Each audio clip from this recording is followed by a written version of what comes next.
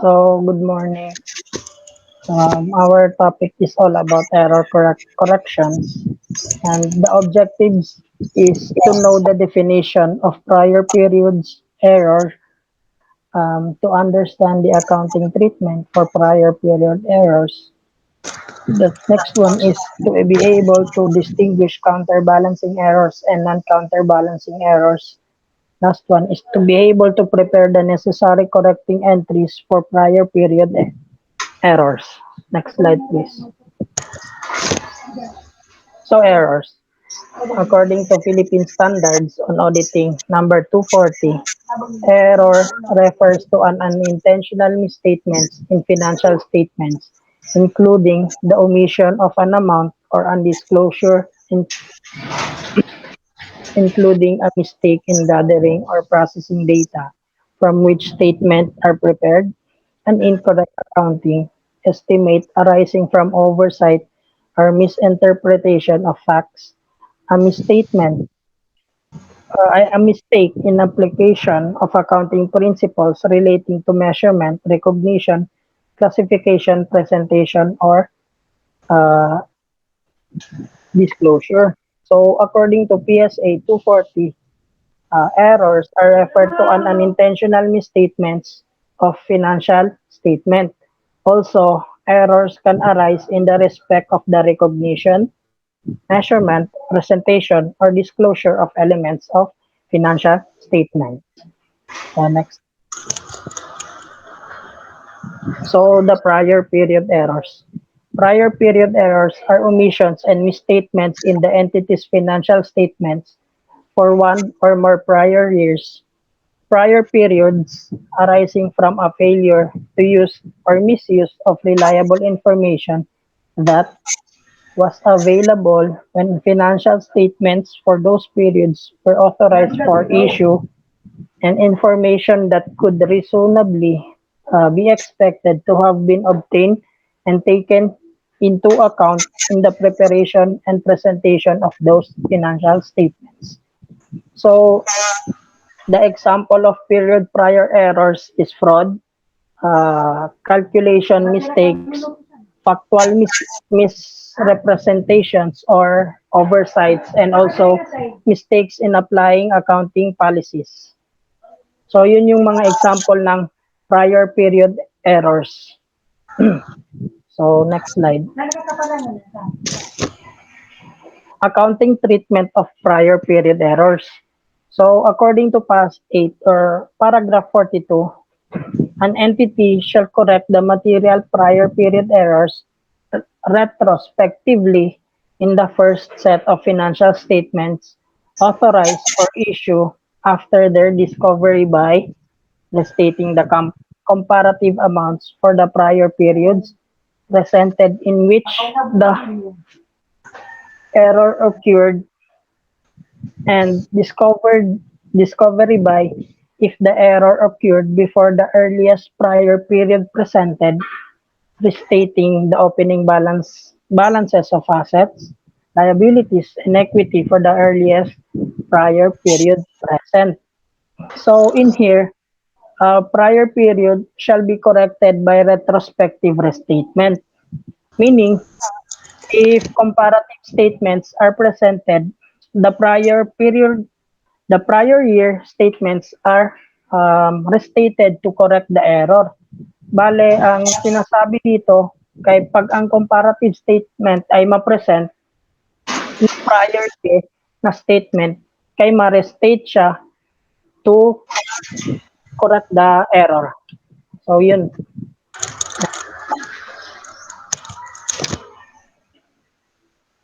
So, types of errors.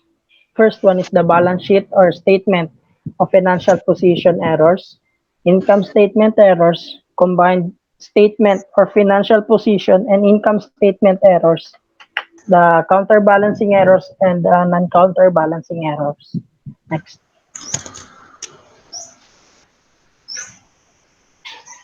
So, dito sa balance sheet or statement of financial position errors, um, are errors that affect the statement of financial position or real accounts only, meaning the improper classification of an asset, liability, or capital account.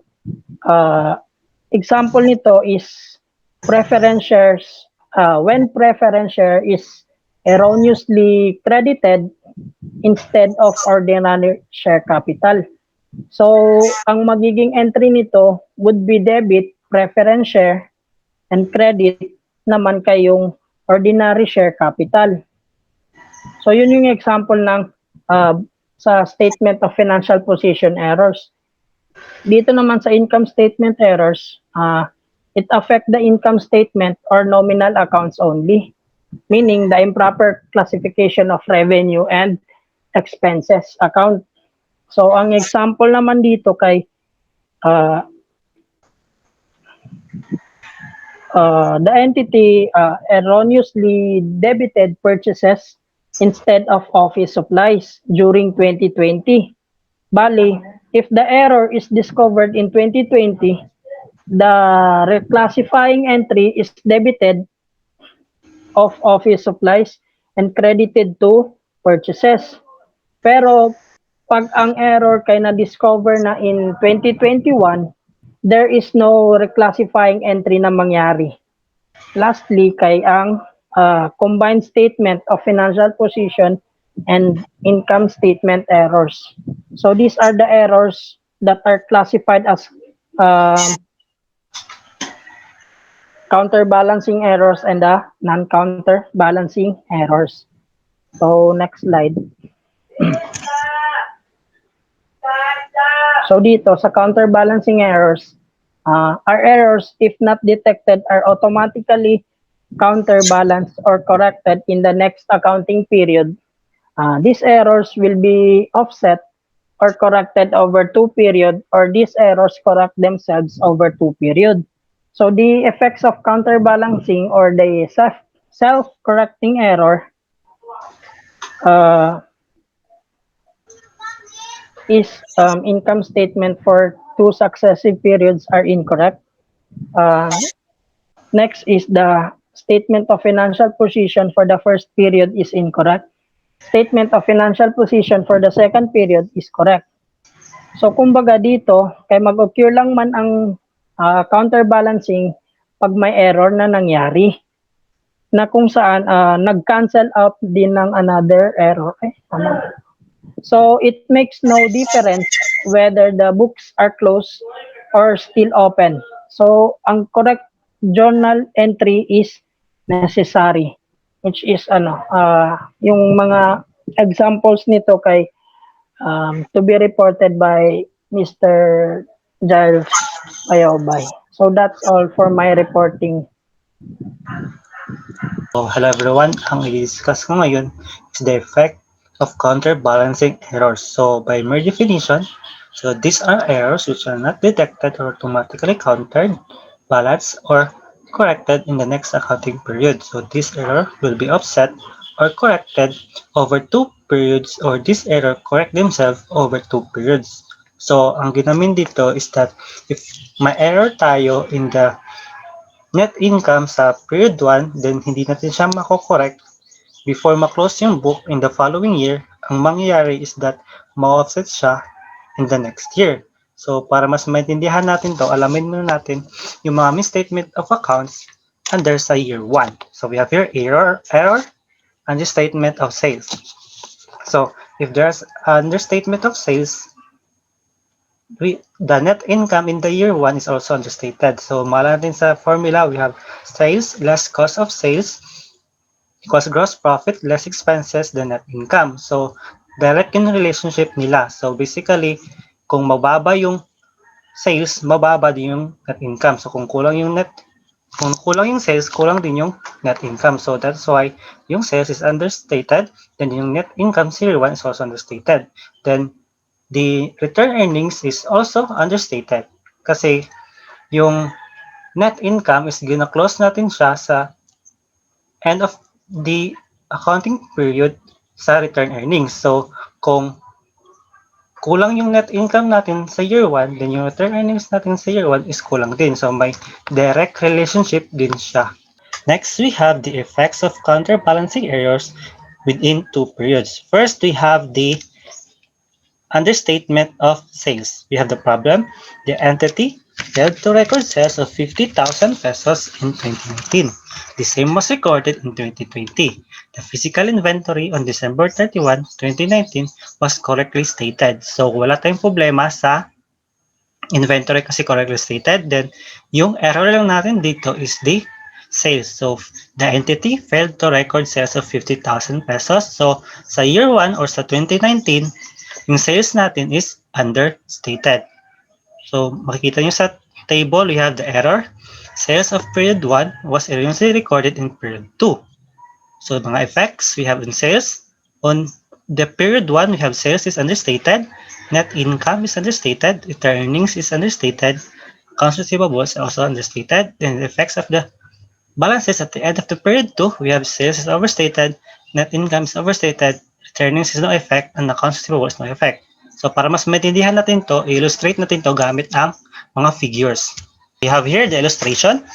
If the sales is understated by 50,000 pesos, we have here in 2019 and 2020 figures. In 2019, we have sales of 300,000, cost of sales of 100, gross profit of 200, expenses of 100,000, and the net income of 100,000. While in 2020, we have the sales of 400,000, the cost of sales of 100,000, gross profit of 300,000, and expenses of 100, and the net income of 200,000. So ito yung error. The entity failed to record sales of 50,000 pesos in 2019. Same was recorded in 2020. So intindihin natin kung ano yung nangyari sa year 1. So ito yung year 1, 2019. So ito yung na-record natin. We have the sales of 300. So basically, understated yung sales natin kasi yung correct amount dapat is ito. Kung makikita nyo, ito dapat yung correct amount na may 50,000 pesos. So kung i-compare natin siya, we have 350 yung correct amount pero na-record lang natin is 300. So understated siya. So yun yung effect sa year 1 kung bakit siya understated yung sales. Yun yung explanation niya kung bakit siya understated. While kung mapapansin nyo naman sa net income, understated yung sabi dito sa table kasi kung i-compare nyo dito sa figure na to, we have the correct amount of net income na 150,000 pesos. Pero yung na-record lang natin is 100. So, kung i-compare natin na 150 sa 100, so kulang yung na-record natin ng 50,000 pesos. Then here we have the return earnings understated. So, gaya ng sabi ko kanina, yung return earnings at saka net income, meron silang direct relationship. So, kung understated yung net income, understated yung return earnings. So, kung overstated naman yung net income, overstated din yung return earnings. So, pareho lang sila. Then we have the accounts receivable is understated if the sales of the account. So, kung sales on account siya, yung accounts receivable natin is kulang kasi hindi natin na-record yung sales. Kasi kung mag-record tayo ng sales on account, we have debit accounts receivable and credit sales. So, hindi man natin siya na-record, so kulang yung na-record natin na accounts receivable. So, ano na maging effect ito sa ating period 2? So, we have here the error. The sales of period 1 was erroneously recorded in period 2. So, basically, yung sales sa 2019, na-record natin siya sa 2020. So, ito yung changes. Tapos, ito yung accounts natin sa 2020. So, tignan natin kung anong effect niya. So, dito we have, mapapansin nyo, sa 2020, 400 lang sana yung sales. Pero dahil sa changes, sa errors na nangyari, nag-increase yung sales natin ito to 450,000. That's why, yung 400 lang sana, naging 450, kaya siya overstated yung effect sa balance of period 2. Then, sa net income naman, kung mapapansin nyo, 200 lang dapat, pero naging 250 na siya. So, that's why it is overstated. Then, pagdating dito sa return earnings, no effect na siya. And sa accounts receivable, no effect na siya kasi counterbalancing error na siya. So, i-explain ko kung ano ba itong counterbalancing error na to. So, here, kung mapapansin nyo, sa effect ng period 1, we have the net income is understated and return earnings is understated. Kasi nga, direct relationship ng dalawa, so pareho lang yung effect. And pagdating sa period number 2, yung net income is overstated, pero pagdating dito sa return earnings is no effect. So ano ba ang nangyari? So, intindihin muna natin kung anong nangyari sa period number 1. Diba sa period number 1, period number 1 is yung net income is understated by 50,000 pesos. Kasi nga, hindi tayo naka-record ng sales. Then, pagdating sa period number 2, nagsobra naman yung sales natin kasi nga yung error is that the sale of period 1 was erroneously recorded in period number 2. So, overstated din naman siya. So, sumahin natin to, kung ang nangyari sa return earnings talaga is that on period number 1, yung return earnings sa period number 1 is understated. Kung mapapansin nyo, same lang. Then, kung sa period number 2 naman is that the net income is overstated, then overstated sana mangyari dito sa period number 2. Pero, kung titignan nyo, di ba sa period number 1, kulang tayo ng 50,000 pesos. Then, pagdating sa period number 2, nagsobra tayo ng 50,000 pesos. So, ang nangyari dito is that ma-offset yung balance. Ito na yung counterbalancing error. Kasi nga, na-fill in yung pagkukulang ng period number 1 sa period number 2. Kaya siya naging no effect. So, sana na-gets nyo. Kasi nga, kulang yung sa period number 1 na amount with 50,000 pesos. Then, yung period number 2, nagsobra na siya. So, that means no effect na yung period number 2 na return earnings. So, sana na-gets nyo. We have next, correction of errors. So, if the books for 2020 yan have not been closed, the correct entry for the error on December 21, 2020 is that mag-add lang tayo ng sales, debit sales, and credit return earnings na 50,000 pesos. Kasi nga, understated yung sales natin sa period number 1. So, dito naman tayo sa understatement of ending inventory. We have a problem. On December 31, 2019, the physical count was understated by 50,000 pesos. So, ang error, we have inventory at the end of period 1 is understated. So, yung effect of period 1, we have net income is understated, cost of sales is overstated, return earnings is understated, inventory is understated. The period 2, we have net income is overstated, cost of sales is understated, the returning is no effect, and inventory is no effect. So, this is the counting balancing errors na part. So, para mas maintindihan natin, problem again. We have same figure siya, pero ang focus natin is yung ending inventory. So, yung problem on December 31, 2019, the physical count was understated by 50,000 pesos. So, yung error, you have the period 1. So, yung error, the inventory at the period 1 is understated. Yung effect is net income is understated. So, bakit siya understated? We have in 2019, kung makikita nyo, yung na-record lang natin na net income is 100,000. Pero, yung correct amount dapat is 150,000. So, bakit siya nagtaas? Nagtaas siya dahil sa ending inventory. Kasi, yung error natin dito is hindi natin na-record yung ending inventory or understated yung ending inventory natin by 50,000 pesos. So, kung understated yung ending inventory, meaning yung cost of sales natin is overstated. Kung papansin nyo, yung dapat na amount lang is 50,000 pero yung na-record is 100,000. So, basically, overstated siya. Then, yung net income natin is understated. Yung return earnings natin is understated kasi nga direct relationship din sila. With the period 2 naman, kung mapapansin natin, yung net income is overstated na, nagbaliktad na. Kasi yung na-cash basis, mag-recognize lang tayo pag meron na. So then, dito naman sa period 2, ang nangyari is that sa period 2 na-recognize yung 50,000 na understated sa period 1. So, ang nangyari, nag-increase na naman ang ating ending inventory by 50,000 pesos. So, yung cost of sales natin na dapat 100,000 lang is nagbaba ng 50,000 pesos kaya siya understated. While the net income is overstated kasi dapat na 200 lang pero nag-increase siya dahil sa changes ng inventory. So, nag-increase siya into 250,000 pesos. So, that's why it is overstated. And yung return earnings is no effect. Same concept kanina sa sales or understated of sales. Kung papansin nyo, yung return earnings niya dito at saka yung net income niya is understated. Then pagdating dito, yung net income niya is overstated. So, na-offset na yung understated sa period 1 sa period 2 na overstated. So, ang result sa period 2, yung retained earnings is no effect.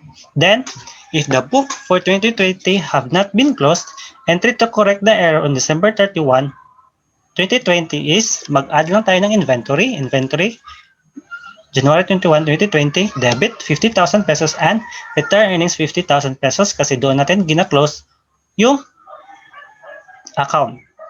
So next we have, so dito naman tayo sa understatement of purchases. We have the problem, the entity failed to record merchandise purchase of 50,000 in 2019. The same was recorded in 2020. The physical inventory on December 31, 2019 was correctly stated. So wala tayong problema sa inventory na naman. So yung problema lang natin is yung purchases na hindi na-record. So yung error, purchases of period 1 was erroneously recorded in period 2. So, para maintindihan natin yung nasa table ulit, illustration na man.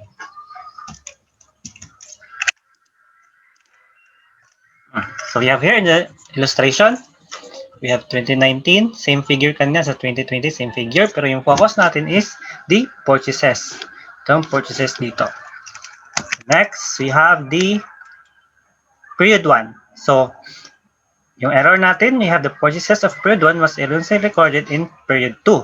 So, yung nangyari is, dapat may purchases tayo sa period 1, pero yung purchases na para sa period 1 is na-record natin sa period 2. So, yung purchases natin sa period 1 is understated, or yung purchases natin sa 2019 is understated. Kung makikita nyo dito, yung purchases lang natin is 100. Pero yung correct amount dapat in 2019 is 150,000 yung ating purchases. So, yung effect niya dito is understated. Kung mapapansin nyo, mas malaki yung correct amount kaysa sa na-record natin na 100,000. So, that means our purchases is understated. While sa cost of sales naman, kung mapapansin nyo, yung cost of sales natin is understated.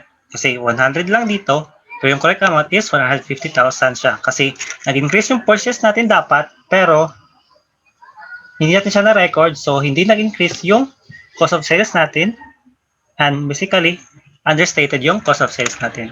And next is the net income is overstated. Kung mapapansin nyo, sa correct amount in 2019, dapat 150,000 yung cost of sale, pero 100 lang dito, so pag ma-less natin siya sa, after pag ma-less natin siya sa sales, then gross profit of 200, kung mapapansin nyo, mas malaki yung na-record natin kaysa sa correct amount. So basically, pag i-less yung expenses, makikita natin mas malaki yung na-record natin kaysa sa correct amount na 50,000 lang, then 100,000 dito. So yung net income natin is overstated.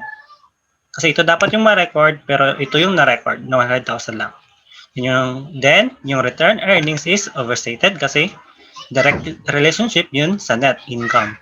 Yung accounts payable is understated if on account yung purchases. Kasi mag-record tayo ng accounts payable pag the purchases is on account. Then, let's go with period 2. Sama tayo sa period 2 ng purchases is understated by 50,000 pesos. So, yung error natin is purchases of period 1 was erroneously recorded in period 2. So, yung purchases dapat na nasa period 1 is na-record natin sa period 2.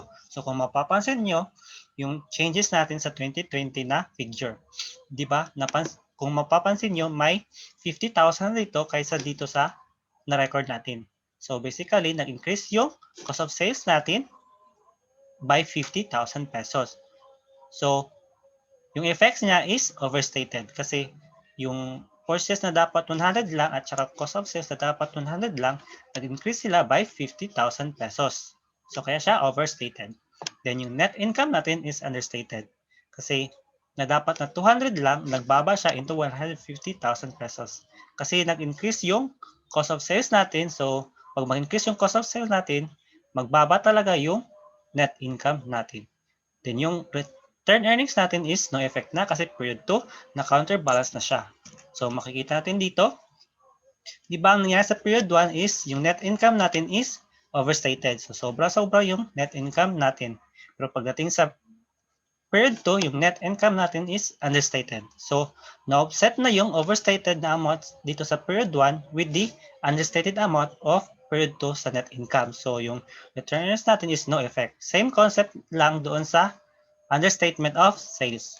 Then, if the book for 2020 have not been closed, enter to correct the error on December 31, 2020 is return earnings purchases 50,000 debit and credit purchases 50,000 pesos. So, mag-add lang tayo ng purchases kasi nga hindi tayo naka-record ng purchases sa period 1. So, next slide, we have the failure to record accrued expenses. So, we have the problem, the entity on December 31, 2019, accrued the rent expense of 50,000 pesos was not recorded. So, hindi tayo naka-record ng accrued expenses. The error, accrued expenses as of the end of period 1 was not recorded. So, makikita nyo sa mga effects, ito yung effects sa period 1, ito yung effects sa period 2. So, illustration naman para mas maintindihan natin. Here, may bago tayong illustration. We have the revenue of 2019 and the revenue of 2020. So, makikita nyo sa 2019, we have a revenue of 200,000, then 100,000 expenses, and income of 100,000 ang net income. Then in 2020, we have 300,000 expenses of 100,000, then yung net income is 200,000. So, ano yung effect sa balances at the end of period 1? So, dito, yung error natin is accrued expenses as of the end of period 1 was not recorded. So, kung mapapansin nyo, ito yung figure na no accrued expenses, then ito yung correct amount in 2019. Kasi nga, yung error natin is hindi tayo naka-record ng accrued expenses by 50,000 pesos in period 1 or 2019. So, kung mapapansin nyo, yung na-record natin is 100 lang, then yung correct amount dapat natin, ating accrued expenses is 150,000 pesos. So, kung i-compare natin, yung expenses natin is understated. Then yung net income natin is overstated kasi nga kulang yung expenses natin. Kung mapapansin nyo, 100 lang, 100 dito, then 50,000 pesos dito. Yeah, kasi mas malaki yung expenses sa correct amount in 2019. So, kaya, yung net income natin is overstated by 50,000 pesos. Then, yung return earnings is overstated kasi nga, direct relationship siya with the net income. So, let's go with the period 2 or 2020 figures. Kung mapapasin nyo, with the cash basis principle na kung kailan nangyari, ay kung kailan na mag-incur, doon tayo magre-record. So, dito, kung mapapansin nyo, yung expenses natin is nag-increase. So, may changes tayo sa expenses. So, yung error natin, accrued expenses at the end of the period was not recorded. So, yung expenses sa record 1, hindi na recorded. So, ma-record yung expenses into period 2.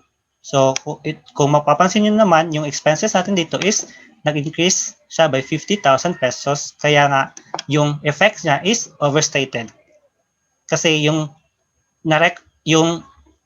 na-record na amount natin is 100 pero nag-increase siya with the changes of the error of 50,000 pesos.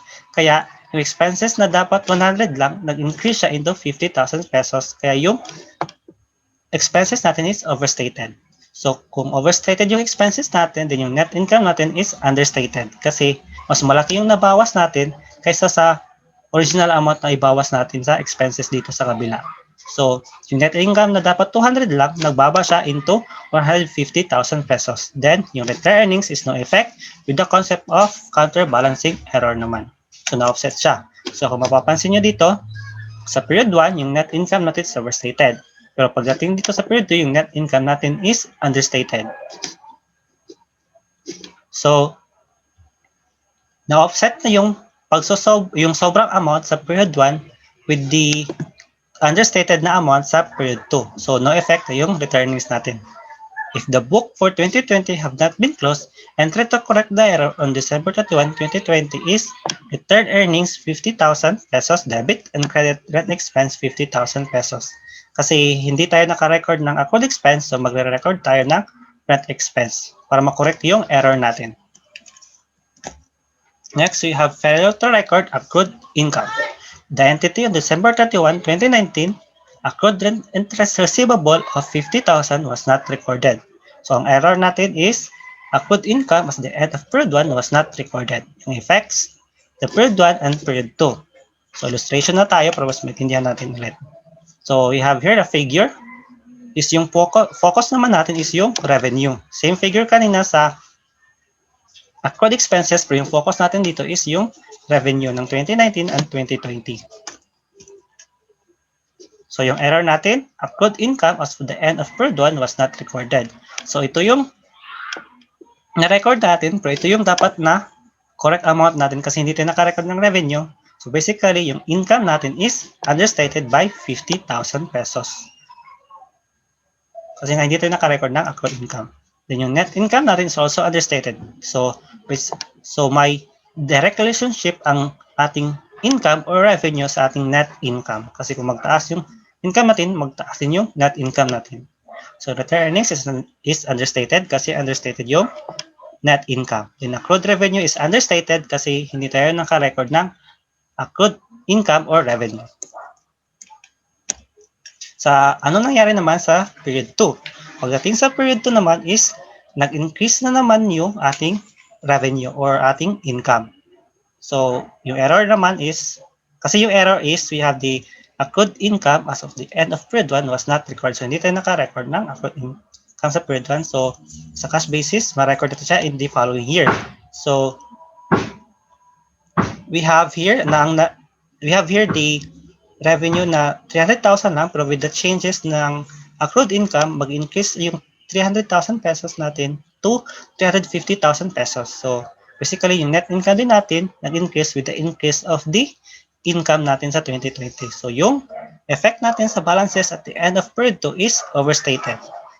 Kasi sobra na yung nagsobra na yung income natin at saka net income natin. Then, with the effect of the balance sheet is, so yung effect sa balance sheet is no effect sa retained earnings and accrued income is no effect. Kasi na-offset na naman siya doon sa period 1. So, masin nyo, net income is understated, retained earnings is understated, then ating net income is overstated. So, na-offset na yung understated dito sa net income. So, yung retained earnings sa period 2 is no effect.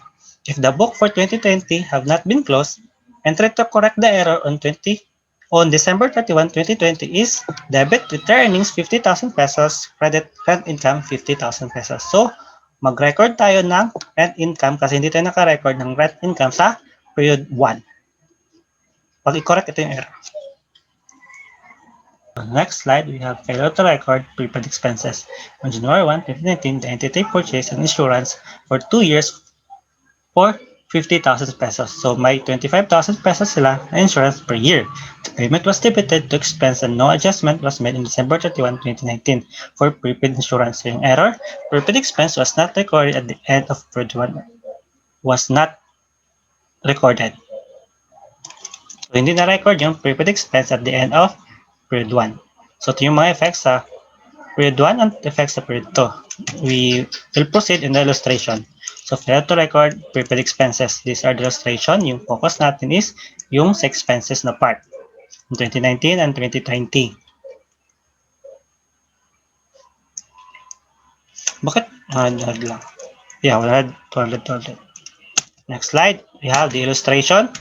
So, yung error natin is prepaid at the end of period 1 was not recorded. So, hindi tayo naka-record ng prepaid expense or yung asset account sa period 1. So, yung expenses natin sa period 1 is overstated kasi dapat may 25,000 pa rin na prepaid expenses at saka 25,000 na expenses. So, ang nangyari doon is yung 50,000 na expenses is na-record siya as buo on the period 1 pa lang. So, ganito yung nangyari sa period 1 in 2019.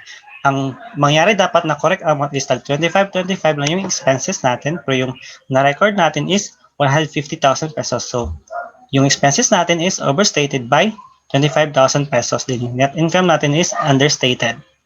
So, kulang yung amount ng ating net income na dapat 75 lang sana, pero nagbaba pa siya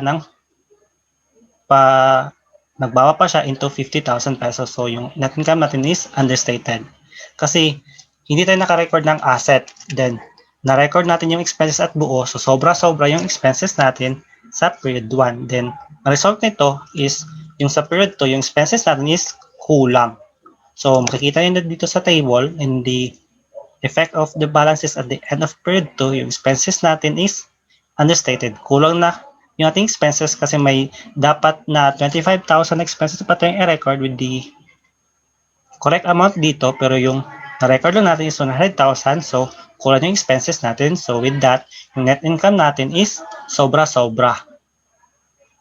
So, okay, kasi may dapat expenses pa tayo. Sobra-sobra yung ating net income. Yung return earnings natin is no effect, na-offset na to with the net income sa kabila. Yung prepaid expenses is no effect kasi hindi tayo naka-record dito ng expenses, pero pagdating dito, naka-record tayo ng expenses. If the book for 2020 have not been closed, enter to correct the error on December 31, 2020 is debit insurance 25,000 pesos and return earnings 25,000 pesos credit. Kasi nag-record tayo ng expense account with the reason na hindi tayo naka-record ng prepaid expense sa period 1 and sobra-sobra yung na-record natin na expenses sa period 1. Then, hindi rin tayo naka-record ng expenses sa period 2. So, mag-record tayo ng insurance account. Next slide, we have the failure to record deferred income. On January 1, 2019, the entity rent for 2 years in the amount of 50,000 pesos. The same was credited to rent income and no adjustment was made in December 31, 2019. So may 25,000 pesos tayo na per year na rent income dito. So the error, unearned income as the period was not recorded. Hindi tayo naka-record ng deferred income. So yung net income natin is overstated and the income for the period 1 is also overstated. Then pagdating sa period 2, is yung income natin is understated and net income natin is understated na. With the illustration here, we have the revenues in 2019 of 200,000. Tapos, in the revenue in 2020, 200,000. Ito yung figure, pero yung focus natin is sa revenue na. Sa deferred income. So, ang nangyari dito is that sobra-sobra yung na-record natin na revenue on 2019 kasi dapat may deferred income pa tayo sa 2020 pero na-record natin siya lahat sa 2019. So sobra-sobra yung ating income in the period 1. So ito yung correct amount, may 25 tayo dito pero na-record natin is 250,000 pesos. So sobra tayo ng 25,000 pesos. Then ang effect sa income is overstated, net income is overstated as well. Kasi sobra yung revenue at saka net income is may direct relationship yan silang dalawa. Then yung return earnings is overstated kasi yung net income natin is overstated. Then nating unearned income is understated. Kasi hindi tayo naka-record ng unearned income or deferred income. Pagdating sa period 2, mapapansin nyo yung net income natin is understated. Yung income natin is also understated kasi na-record natin lahat sa period 1 yung ating deferred income. So, basically, may 25,000 pa sana tayo dito. Ito yung correct amount, pero na-record natin lahat dito sa period 1. So, yung ating income is understated. And yung ating net income also is understated kasi kulang tayo ng 25,000 dito. And with the effect of the period 2, yung return earnings is no effect. Same concept with the unearned income. So, kung mapapansin nyo, yung net income natin dito is overstated. Then yung return earnings natin daw is overstated. Same concept na paulit-ulit na explain ko na overstated dito. Tapos pagdating sa period 2, yung net income is nag-understate na. So na-offset na yung pagsosobra ng period 1 into the understatement of amount in the period 2. So na-offset na siya. So countered balance na siya. Then we have the book for 2020 have not been closed. Entry to correct the error on December 31, 2020 is that return earnings 25,000 and rent income 25,000. Kasi nga, hindi tayo naka-record ng rent income sa 2020 dahil sobra-sobra yung na-record natin sa period 1. So ito po yung summary.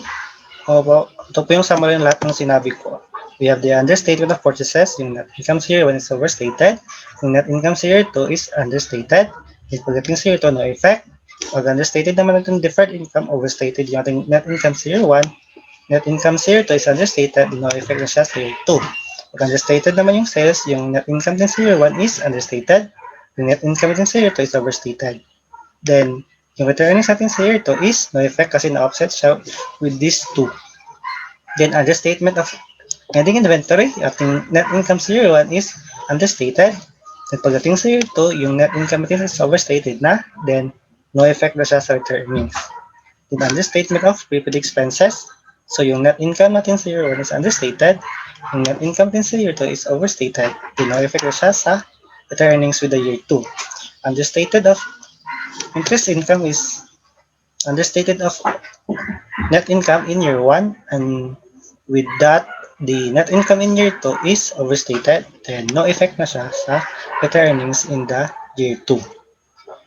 So that's all the effects of counterbalancing error within two periods. So, good day everyone. I am assigned to report to discuss about the non-counterbalancing errors and events after the reporting period. So, what is non-counterbalancing errors? These are errors which, if not detected, are not automatically counterbalanced or corrected in the next accounting period. In other words, if the net income of one year is understated or overstated, the net income of subsequent year is not affected. So we have two effects of non-counterbalancing errors, which is the income statement of the period in which the error is committed is incorrect, but the succeeding income statement is not affected. Second effect is that the statement of financial position of the year of error and succeeding statement of financial position are incorrect until the error is corrected. The best example of this non-counterbalancing error is the misstatement of depreciation. So, for example, an entity reported net income for 2018 for 3 million pesos and 2019 of 4 million pesos and 3,500,000 on 2020. Ito po is correction lang po, 2019 po yan, hindi 2015. So, ito na yung given natin sa illustration.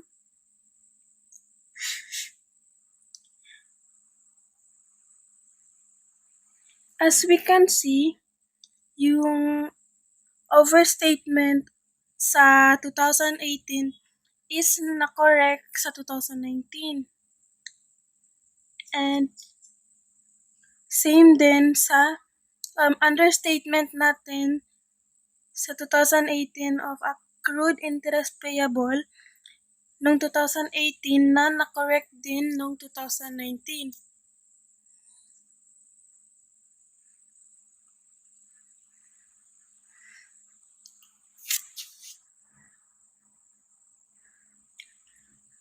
So next, as is na the books for 2020 have not yet been closed, so gagawa tayo ng correcting entries for December 31 on December 31, 2020. So dun sa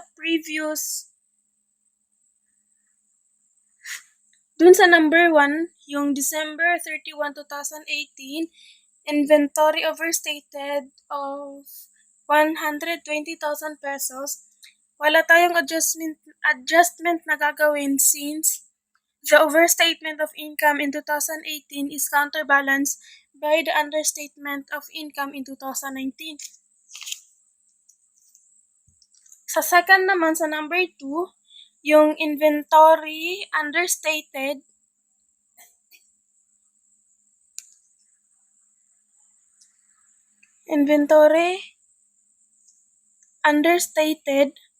ang correcting entry natin is debit inventory for December 31, 2020 of 200,000 pesos and credit income summary of 210,000 pesos. Sa number 3, wala din tayong gagawin na adjustment dahil yung overstatement ng income sa 2018 is na-counterbalance din dahil sa understatement noong 2019. So, sa number 4, December 31, 2020, accrued interest payable overstated of 90,000 pesos. Ang correcting interest natin is accrued interest payable, debit accrued interest payable of 90,000 and debit interest payable of 90,000 pesos.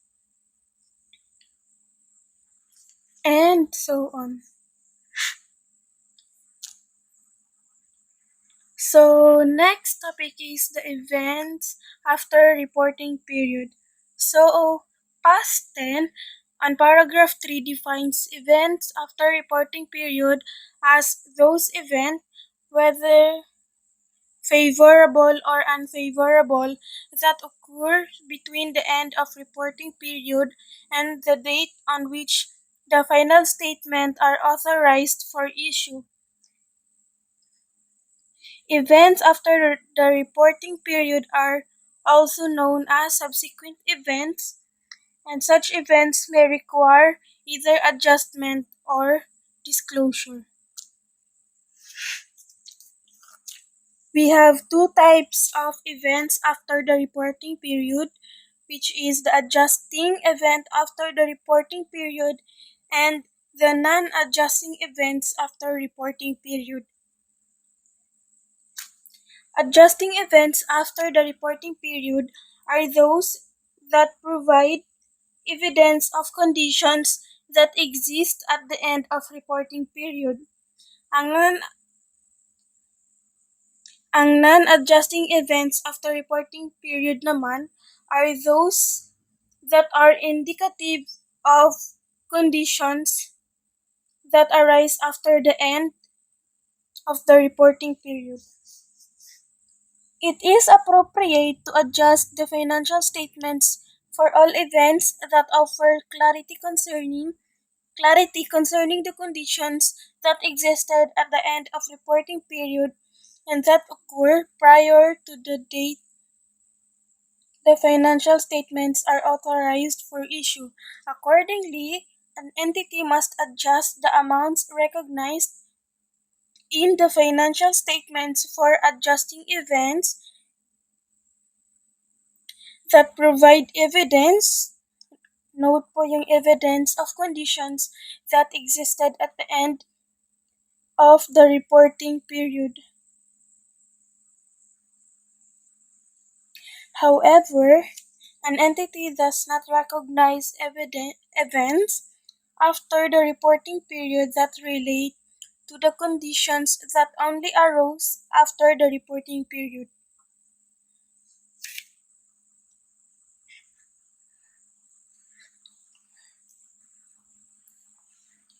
The entity is required only to disclose significant non-adjusting events.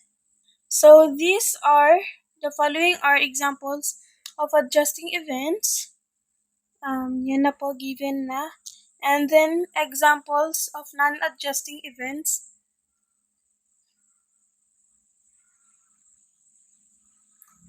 That's all. Thank you. That's